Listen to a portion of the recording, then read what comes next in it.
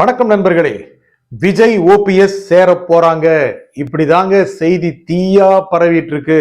வெறும் எந்த நேரத்துல வேணுமானாலும் ஓபிஎஸ் இதை அறிவிச்சு நேரா பனையூருக்கு போயிடுவாரு அப்படிதான் சொல்றாங்க. ஓபிஎஸ் அவ்வளவு சீக்கிரம் போயிடுவாரா? ஆமாங்க, அவருக்கும் எவ்வளவு கஷ்டமா இருக்கும். சமீபத்துல மோடி தமிழ்நாடு வந்திருந்தார்ல, அப்போ என்ன பார்க்க ஒரு அனுமதி கொடுங்க, அனுமதி கொடுங்க, அனுமதி கொடுங்கன்னு தாழ்மையா கேட்டுக்கிட்டாரு. மோடி கண்டுக்கவே இல்லையே. அதனால ஓபிஎஸ் ரொம்ப ஃபீல் பண்றாருங்க. என்ன பண்றதுன்னு அவருக்கு தெரியல. அவர் ஒரு வார்த்தை சொல்லிட்டாரு, நல்லவர்னு ஒரு வார்த்தை சொல்லிட்டாரு. அதுக்கு இப்படியா அவர் அடிக்கிறது? எவ்வளவு நாள் தாங்க தாங்குவாரு?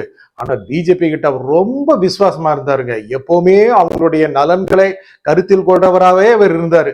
அவங்களும் அப்படிதான் இருப்பாங்கன்னு நினைச்சாரு. ஆனா முடியல. அமித்ஷா எத்தனை முறை தமிழ்நாடு வந்தாரு, ஓபிஎஸ் கண்டுக்கவே இல்லையே. மோடி வந்தாரு, பார்க்க கூட இல்லை. அதனால ரொம்ப ரொம்ப மனசுல கோபமா தாங்க இருக்கிறாரு. ஐயா, அந்த கல்வி திட்டத்துல தமிழ்நாட்டுக்கு வர வேண்டிய தொகையை உடனே கொடுங்க அப்படின்னு சொல்லி கடுமையா கோவிச்சுட்டாருங்க. என்னது, ஓபிஎஸ் மத்திய அரசுக்கு எதிராக கோவிச்சுட்டாரா அப்படின்னு நாமளும் நம்பாம தான் பார்க்க முடியுது. ஓபிஎஸ் யாரு? முன்னாள் முதலமைச்சர் இல்ல, அவ்வளவு சீக்கிரம் விட்டு கொடுத்துருவாரா? நிலைமை இந்த மாதிரி ஆயிருச்சு. எடப்பாடி அவர் உள்ளேயே சேர்த்துக்க மாட்டேங்கிறாரு. இததான் பிஜேபி ஒரு கணக்கா பாக்குது. என்ன கணக்கு தெரியுமா? இப்போதைக்கு எடப்பாடிய குஷியா வச்சுக்குவோம், தேர்தல் நெருங்க நெருங்க நெருங்க கட்டம் கட்டுவோம், அப்போ ஓபிஎஸ்ஸையும் டிடிவி சேர்த்துக்கலாம் அப்படின்னு பிஜேபி நினைக்குது. ஆனா ஓபிஎஸ் அதெல்லாம் ஏத்துக்கிற மாதிரி இல்ல. பப்ளிக்ல ரொம்ப அவமானமா இருக்கு இல்லைங்க, கெஞ்சுறாரு.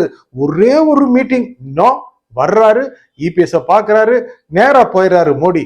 அதனால ஓபிஎஸ் ரொம்ப கடுப்பாயிட்டாரு. ஒரு பிரஸ் மீட் வச்சு அடுத்த திட்டத்தை அறிவிக்க போறதா சொல்றாங்க. ஆனா என்ன பண்ணுவாரு? உடனே கட்சி ஆரம்பிக்க போறாரா? ஓபிஎஸ் அதிமுக அப்படின்னு ஆரம்பிக்க போறாரா? அப்படி ஏதாவது ஆரம்பிச்சுதானே போய் விஜய் கூட சேர முடியும் அப்படின்னு விஜய் கதவை திறந்தா வச்சிருக்கிறாரு. இவர் சீனியரா இருந்தான்னு, முன்னாள் முதலமைச்சரா இருந்தான்னு நட நட நட நடக்கணும். பனையூருக்கு கதவை தட்டிக்கிட்டே இருக்கணும். கதவை அவ்வளவு சீக்கிரம் திறக்காது. உள்ளே போனாலும் அதோ ஓரமா உட்கார வச்சிருவாங்க. நேரம் இந்த புஷி ஆனந்து அப்புறம் ஆதவ் அர்ஜுனா இவங்க கண் பார்வைப்படுறதே பெரிய விஷயம். அப்புறம் தளபதி வருவாரு பெரிய படை சூட, அப்படியே பார்த்துட்டு என்ன ப்ரோ அப்படி சொல்லிட்டு போயிட்டே இருப்பாரு. எங்க இவ்வளவு கஷ்டப்பட்ட அந்த கட்சியில கூட்டணி அமைக்கணும், என்ன பண்றதுன்னு ஓபிஎஸ்க்கே ஒரு தயக்கமா இருக்கு. ஏன் டிடிவிக்கே ரொம்ப தயக்கமா இருக்குங்க. அவரே சொல்லிக்கிறாரு, என்டிஏல இருக்கோம், நாங்க கூட்டணி ஆட்சி அமைப்போம் அப்படின்னு. அதெல்லாம் எடப்பாடி எவ்வளவு குத்துன்னு தெரியுமா? ஆனா கடைசி நேரத்துல அவரும் விஜய் பக்கம் போயிடுவாரு அப்படிதான் மனநிலையில் இருக்காங்க. ஏன் தமிழ் மாநில காங்கிரஸ், ஜி.கே. வாசனுடைய தமிழ் மாநில காங்கிரஸ் எப்படா போலாம் அப்படி டைம் பார்த்துட்டு இருக்காங்க. அப்போனா விஜய் கட்சி ஒரு பலமான கூட்டணி அமைக்கும் போலதான் தெரியுது. என்ன, ஓபிஎஸ் வந்து, டிடிவி வந்து, வாசன் வந்து விஜய் முதலமைச்சர் ஆனும். என்னங்க, சின்ன சின்ன சேர்ந்தாவே பெரிய அளவாயிரும்ல. அப்போனா இது யாருக்கு கடுப்பேத்தும்? நிச்சயமா பாஜக அதிமுக கூட்டணிக்கு ரொம்ப கடுப்பேத்தும். ஏன்னா இவங்க ரொம்ப பலம் ஆயிட்டாங்க அப்படின்னா ஓட்டு பிரியும். அதிமுக பாஜக வெற்றி பெற முடியாது. விஜய் மட்டும் வெற்றி பெற போறாரா என்ன? அப்போ நேரா திமுக ஜெயிச்சிரும். அவ்வளவு சீக்கிரம் ஜெயிக்க முடியாதுங்க. விஜய்க்கு கொஞ்சம் கொஞ்சமா ஆர்வம் அப்படியே ஆதரவு பெருகிட்டு இருக்குல்ல. இதுக்கு தான் என்ன சொல்றாங்க ஓபிஎஸ், அவசரப்படாதீங்க.